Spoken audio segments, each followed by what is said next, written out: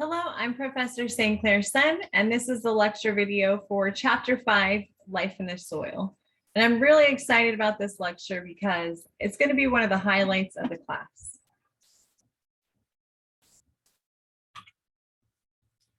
Okay, so I want to remind you to consider why diversity is important out in the field.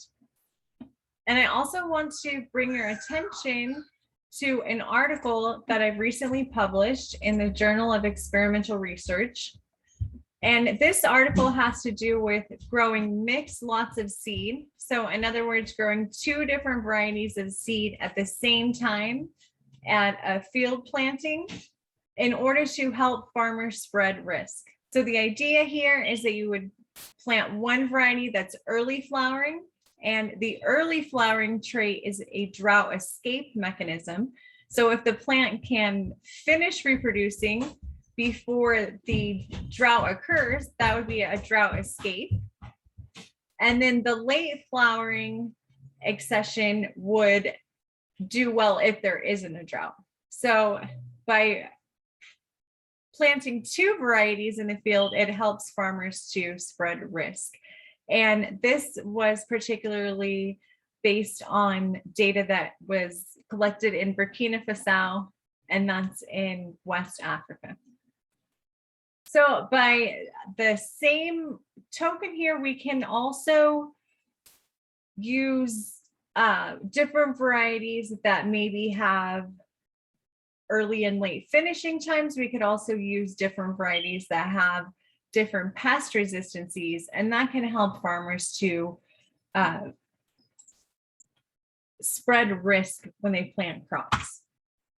Okay, so after completing the chapter, you're going to know about the carbon cycle, the soil food web, the nitrogen cycle.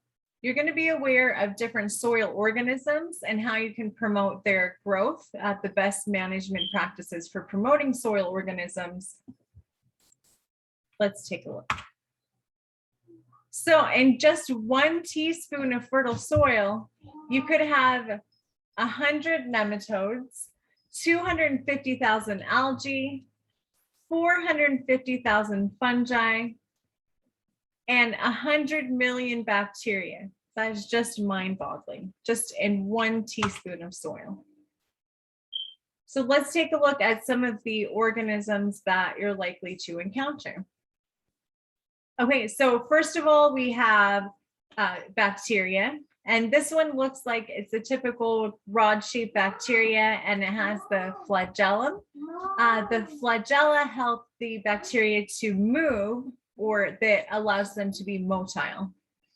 Next, we have the fungi, and the body of the fungus, the vegetative body of it, is made up of individual hyphae. And when the hyphae grow together, they make a tangled mass of mycelium. Next is the actinomycetes.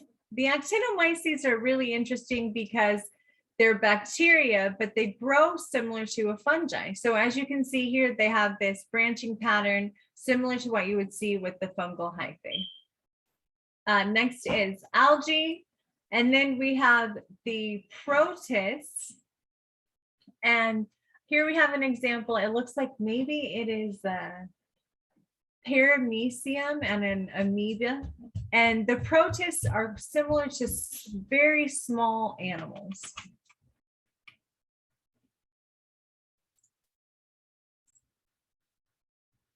In terms of the soil food web, it's one way to think about the fact that all of us are connected through the soil. So the food chain, you may be familiar with this concept. That's how food goes from one organism to the next, and it has different levels to it. All organisms have some part in it, and typically plants and photosynthesis are the basis for the food chains. Okay, so I found something really interesting. A lot of times people are grossed out by either fungi or nematodes, but you can have beneficial fungi in the soil. And I thought that this was interesting because This fungi actually can trap the nematodes, and the nematodes are trapped in order to be held there and broken down by the fungi and metabolized. So this would be an example of how fungi can be used in biocontrol to actually help to control nematodes. Okay, so the different components here. So for the primary producers and consumers, that's typically going to have to do with the plants that are the primary producers. The primary producers feed the primary consumers. The primary consumers in that case are going to be the ones that are eating the plants. The secondary consumers are going to be more like your predators. Detritus is a part of this. That's going to be like the fallen leaves, or you could have animal waste or the carcasses of animals.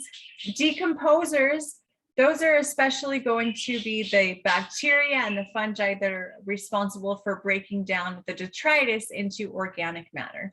So eventually everything will go back to the earth and become essentially unrecognizable organic carbon. And as the decomposers digest the organic matter, they're going to leave behind a substance called humus. And the humus is essentially the excrement of the bacteria, and it helps to hold the soil particles together in aggregates.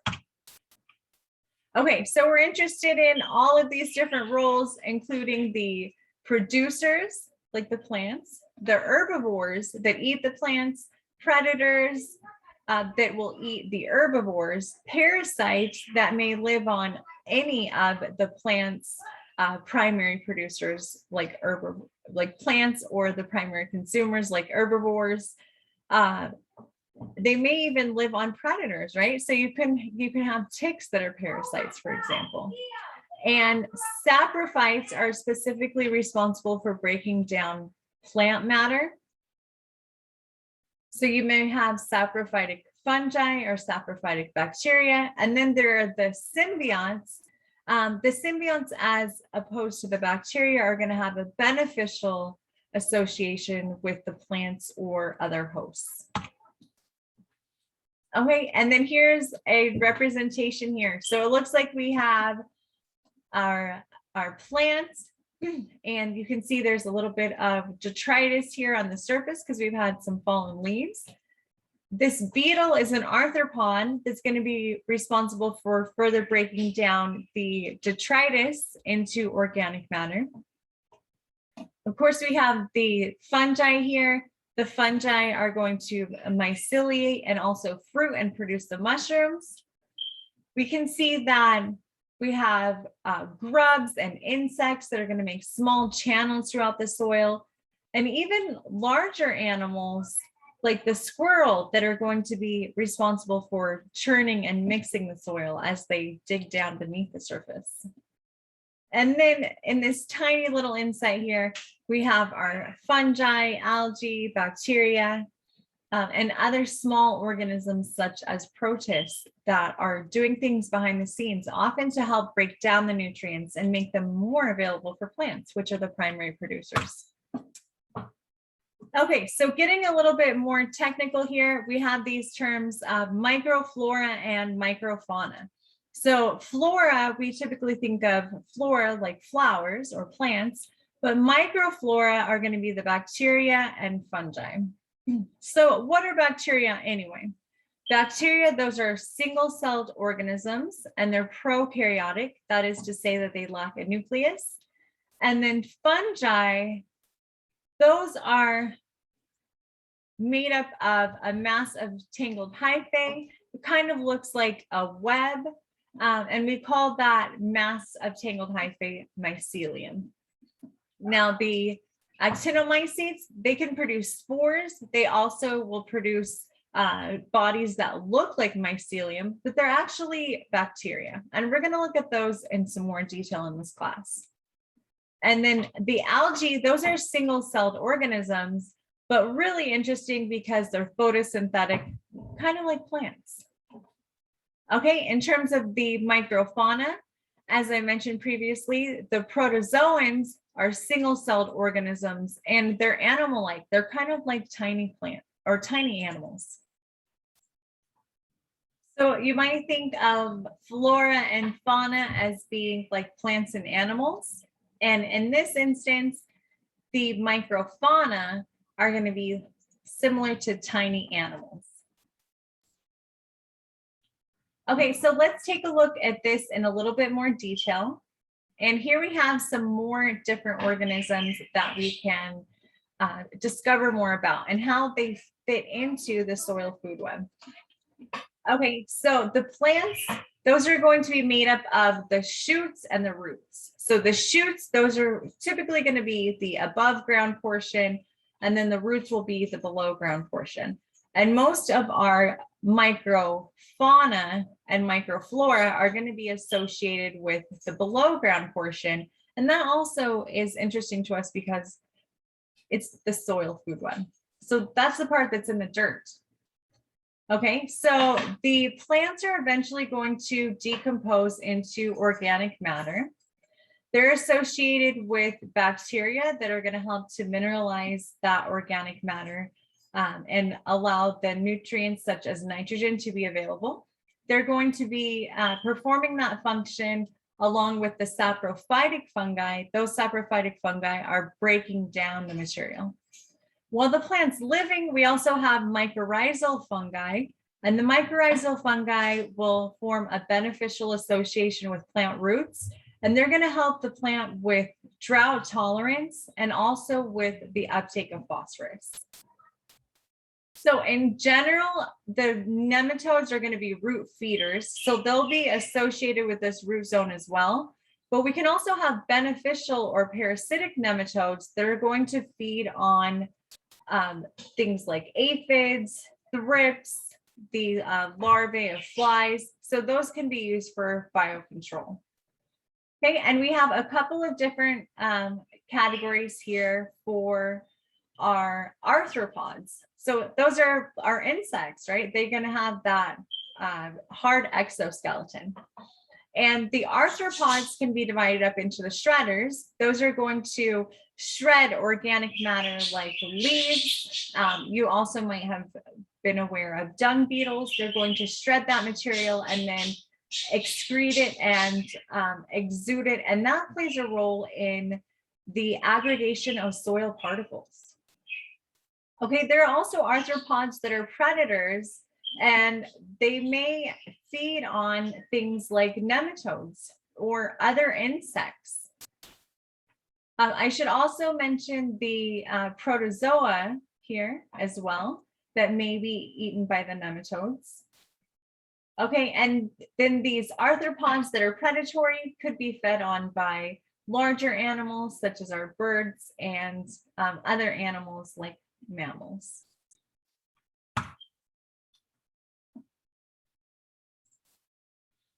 Okay, so soil is going to be distributed in the sense that we typically think of the surface as being zero, and then we're going to go deeper into the soil. Okay, and the area that we're going to be most interested in when we're studying microorganisms is going to be the rhizosphere, and that's the area that's immediately surrounding the plant roots. And this association between the plant roots and the microorganisms that are in the rhizosphere of the soil is mutually beneficial to both the bacteria and the plants. So one of the ways that we can look at this is nutrient cycling. And the microbes are going to be responsible for the mineralization of the organic materials in the soil. That is to say that they're breaking down that material into the respective ions that the plants can use for nutrition. Now, on the other hand, when those nutrients are taken up by plants, or when animals eat the plants, then in that case, the nutrients are immobilized because they become part of the body of the plant or the animal.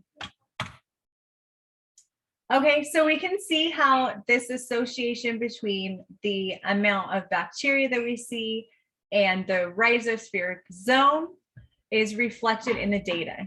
So you can see here on the x-axis, which in this instance is at the top, we have the number of bacteria per gram of soil. That's in billions. So here we have 4 billion grams of soil. And then on the y-axis, we have the soil depth, and that's given in inches. And you can see definitely the trend here that the amount of bacteria in the soil is going to decrease as we go deeper into the soil. And when we're at only just about 1 inch into the soil in an area where plants are growing, then we can have up to 4 billion bacteria in that single gram of soil. Okay, so what else might the bacteria be doing in the soil other than mineralizing the nutrients? Well, a very important function for the soil that they perform is nitrogen fixation. And this is important for plants because nitrogen is one of the essential macronutrients, and plants need nitrogen in large amounts. So essentially, this is where plants are able to make their own fertilizer by having a beneficial association with rhizobacteria. So this is specific to the legumes, and an example of a legume would be a pea plant. We can also have things like clover or alfalfa. There are some leguminous trees, such as mesquite, that you might be familiar with. So this process is going to be where the nitrogen gas, or N2 gas, that's in the atmosphere is converted to ammonium by the rhizobia bacteria. And then that ammonium can be used by plants in order to produce proteins, to grow, to make chlorophyll. And as I mentioned, that's specific to the legumes. Okay, so in the book, we're given this example of root nodule. This one is a little bit gross looking and slimy because it's a perennial plant. So in essence, this root nodule has been around for a while because the perennial plants will live year after year. But it is within this root nodule that the bacteria reside, and these rhizobium bacteria are the nitrogen fixers. So let me give you another example here. I thought that this was a little bit more attractive picture. And with the rhizobium bacteria, they can form these nodules that just resemble a strand of pearls that's associated with the roots.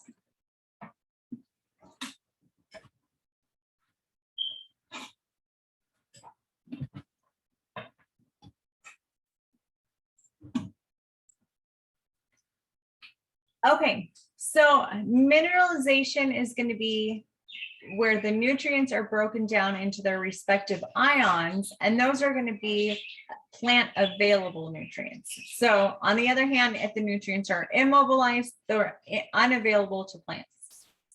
Okay, so when the soil microbes fix that nitrogen and it goes into the plants, it's immobilized.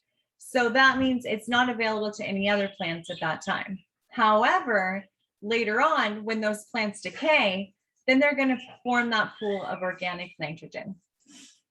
So decay, or the breaking down of the organic material, is going to be part of the mineralization process. And if you have conditions that are going to promote decay, they're also going to promote mineralization of those nutrients. So a good example of this would be tillage, because tillage is going to break down those particles and it's going to make those pieces of organic matter smaller, at the same time increasing the surface area of each of those particles. I believe that heat would also promote decay, and also having sufficient moisture as well. That's going to help to promote mineralization of the nutrients within the soil.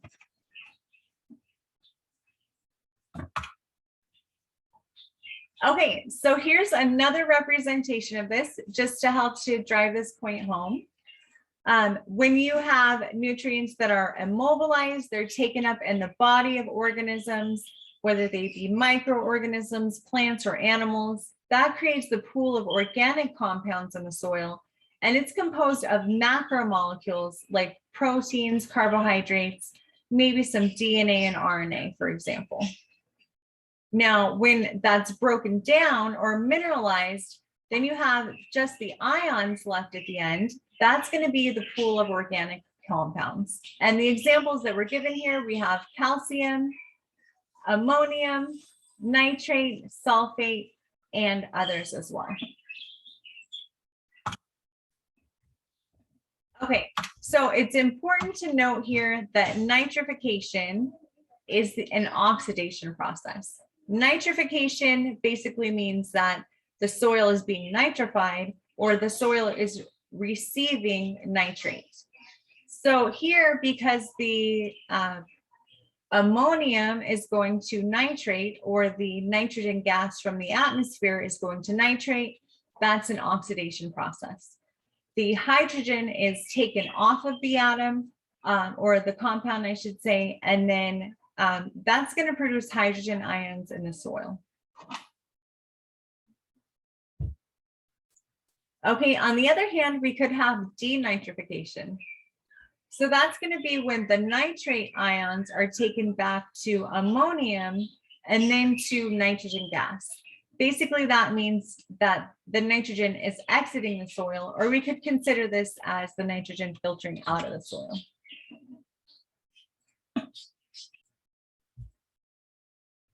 Let's take a closer look at each of these steps in the nitrogen cycle. Okay, so as I mentioned, the diatomic nitrogen, or the N2 gas, is present in the atmosphere. So we can possibly consider that as a starting point for the cycle. Now, we can have legumes out in the field that are going to symbiotically fix nitrogen. And we may also have some free living organisms that are nitrogen fixers. So we'll have our Rhizobacteria that are associated with the plant roots, and we may have some others as well, like Bacteria, which are also streptomycetes that perform non-symbiotic fixation. So these are going to fix nitrogen into the soil, but they aren't necessarily associated with plants. Of course, as we know, we're going to find the largest concentration of the bacteria in the plant rhizosphere. Okay, so when this nitrogen is fixed, it's going to contribute to the pool of organic carbon. We can also consider that as leaf litter falls from the plants, like this tree, for example, that is going to contribute to the organic carbon. And also the animal waste, as the animals defecate, that manure is going to, again, increase the organic nitrogen in the soil as well as the organic carbon. Okay, but let's focus on nitrogen. So the organic nitrogen is going to be mineralized to ammonium. That's this NH4+.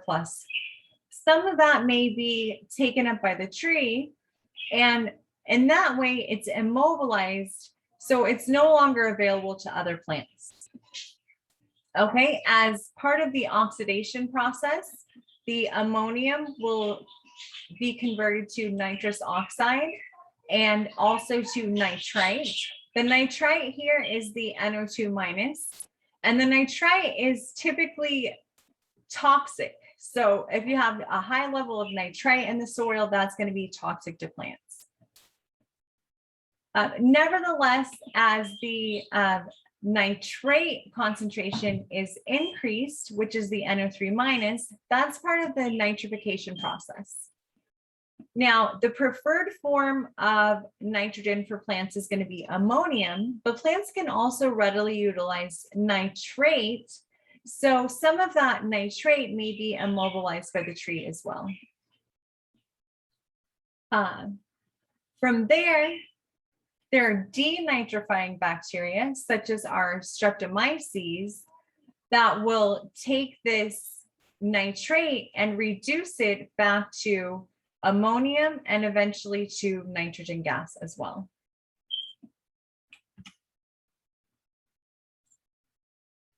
Okay, So soil microbes are really important for soil health, and they're responsible for soil aggregation. As I mentioned before, when the microbes digest that organic matter, they're going to exude the humus, and the humus is a sticky substance. It's going to help those soil particles to stick together, be added together, and have a better structure. They can also have plant growth promoting properties. So another aspect of this would be to make phosphate or iron more available to plants. And that can help to improve your yield. Okay, so you can also have, for example, with the mycorrhizae, an improved water absorption or an improved micronutrient uptake. With the mycorrhizae, the root hairs also will have a longer lifespan. And overall, you'll note that qualitatively you have a better plant condition. This is an example of mycorrhizal fungus that are endomycorrhizae, and they're associated with forest roots, for example, with like a pine or a conifer root. I don't know if you've ever heard this notion that the forest is all connected to each other and that different trees can communicate with one another. So if we think about this from a scientific perspective, the mycelium from these ectomycorrhizal fungi are actually the network that connects these plants. And through these mycelial networks, they can actually communicate with one another chemically. Okay, but we don't want to forget about the parasites here. And this is an example of a stragoweed that would be associated with a pine tree or a conifer in the forest. And if you notice, these leaves are white. They have an absence of the chlorophyll pigment. And without the chlorophyll pigment, they cannot photosynthesize. So for that reason, they're obligate parasites, and they're going to attach themselves to the plant roots in order to get all of their nutrition.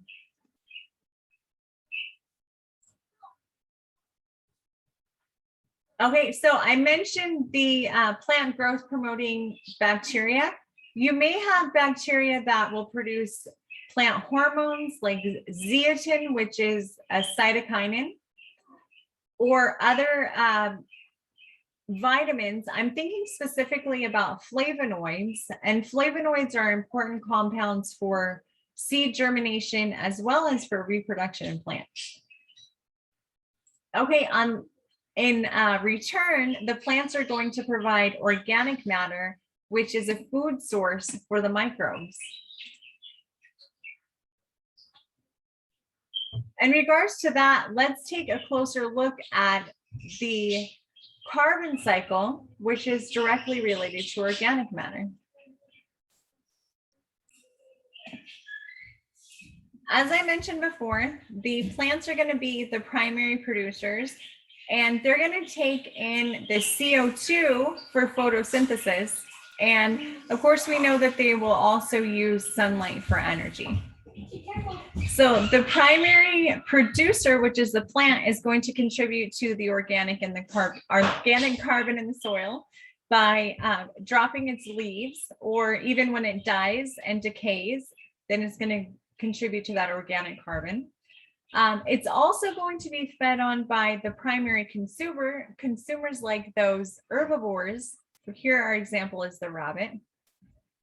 Okay, the primary consumers and other animals are also going to contribute then to the atmospheric carbon or the CO2 through their respiration.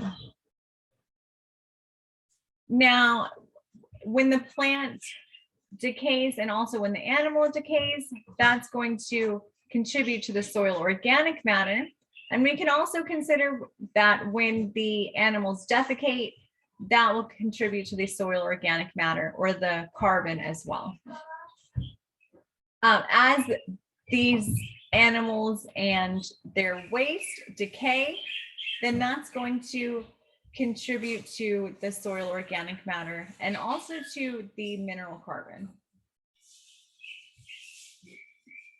As the organisms decay and they're broken down by microorganisms, CO2 is released and goes back into the organism or into the atmosphere. And then it's absorbed by organisms like plants and photosynthetic algae. So the idea here is that everything is in a perfect balance. But when we consider the secondary consumer, which is the hawk, coming along and feeding on the primary consumer, I wonder if the primary consumer would agree then that everything is in a perfect balance.